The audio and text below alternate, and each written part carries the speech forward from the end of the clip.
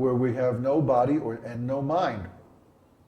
And because we're in material consciousness, we're conditioned by material nature and time, then it's just like a long dreamless sleep during which we cannot understand how much time is passing. And then in the beginning of Brahma's day, again, all the living beings wake up and resume their activities according to their karma. So that's Lord Brahma's position. And yet, when he sees Krishna incarnating on this earth approximately 5,000 years ago, he couldn't understand that Krishna is the Supreme Personality of Godhead, because Krishna appeared just like an ordinary cowherd boy.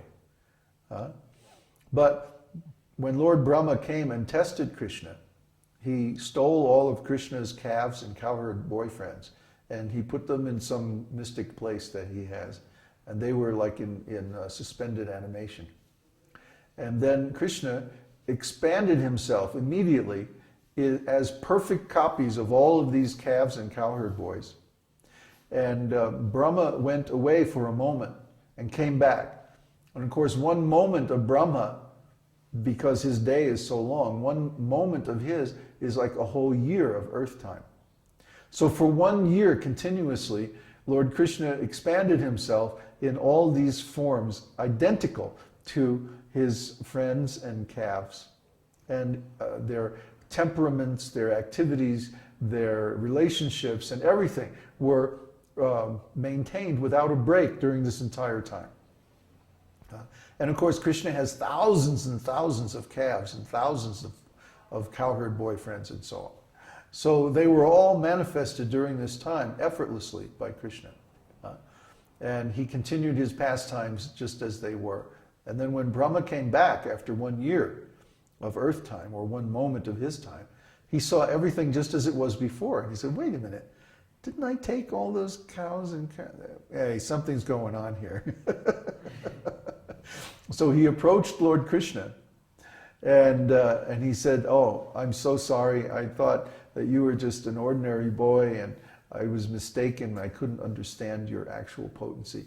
So when Lord Brahma was watching, Krishna transformed all of the cows and calves and cowherd boys that he had expanded as into Vishnu forms, with 4 arms and golden helmets and jeweled garments, and from their feet to their heads covered with buds of tulsi, which are offered to Lord Vishnu and as devotional service. And then he had all the Brahmas and all the Shivas from all the different universes come and pay their obeisances at the feet of all these Vishnu forms. And Lord Brahma, it's stated in the Shastra that Lord Brahma felt like a rabbit among elephants.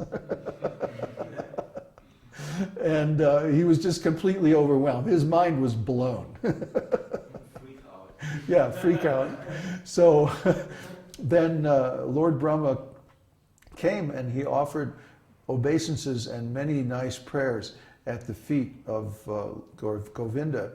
And basically that was his message, that I thought you were just an ordinary boy, and here you are, the immeasurable source of Lord Vishnu.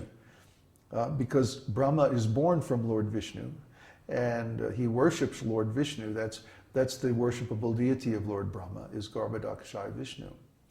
And so when he saw all these Vishnu forms and everything emanating from the body of this little cowherd boy, then he was extremely surprised and amazed.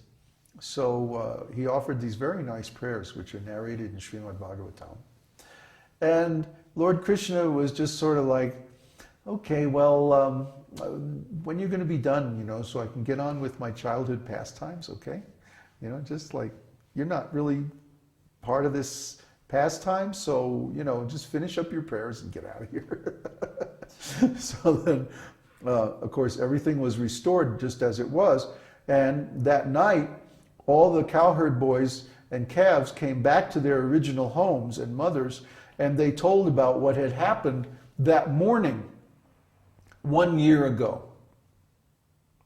That Krishna had killed the demon Aghasura the big snake demon. And Maharaj Parikshit was very amazed that how could it be that these cowherd boys told the story of Aghasura 1 year later than it actually happened. And it was, of course, it was because they were in suspended animation that whole time. They were under Brahma's mystic power. So Lord Brahma, even though he has so much mystic power, he can't measure Krishna. He can't understand Krishna's potency just by his observation. He has to get a lesson. Yeah, he has to be, Krishna has to freak him out real good, then he can understand. Original freaker. So the next name is Hrishikesh. Hrishika means the senses, and Esha means the master or the God, the original. So the original senses of all living entities are actually Krishna's senses.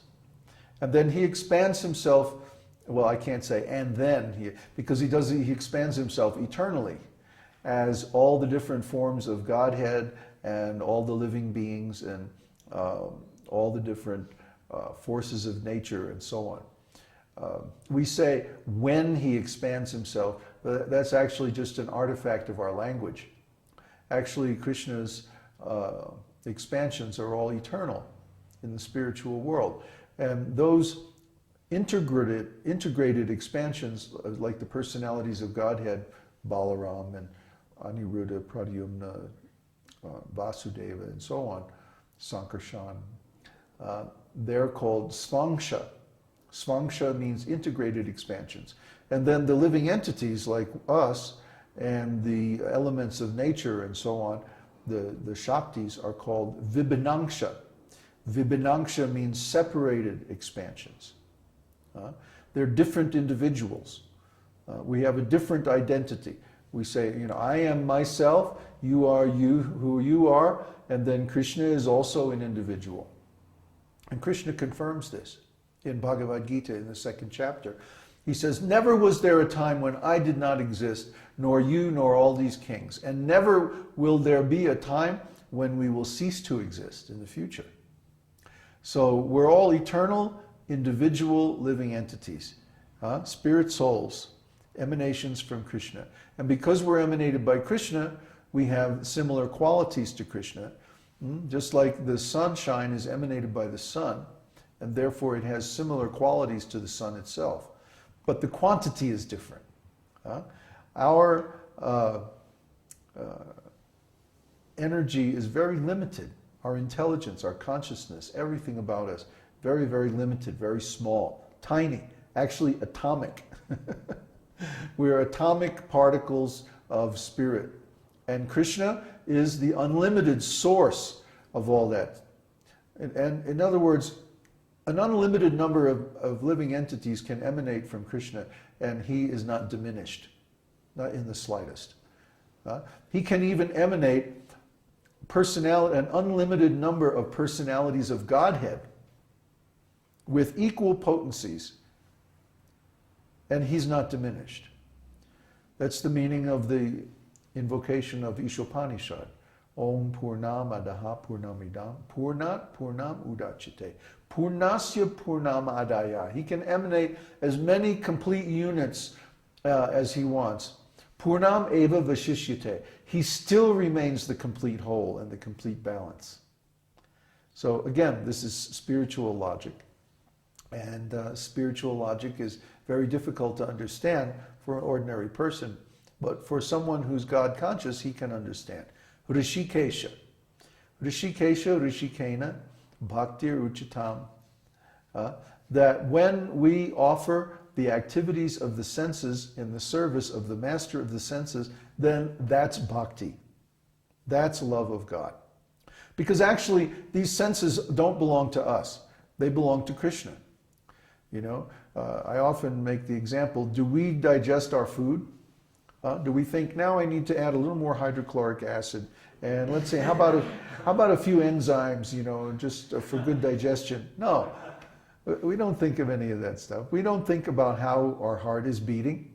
Unless it stops, if we have a heart attack or something. Then we think about it. But normally, we don't think about it. It just goes on all by itself. Well, we're not doing that. We're not operating the senses of the body. Who is? Well, that's Krishna. That's Super Soul. That's Hrishikesha, the master of the senses. So he's there in our body. He's there in all bodies. He's operating the whole thing. The senses, the mind, the memory. Did you ever want to remember something, like somebody's name? I have this problem all the time. So-and-so, what's his name?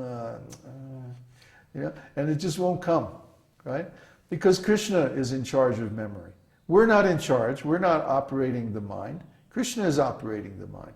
He is within our mind, our body, our senses, and even within every atom.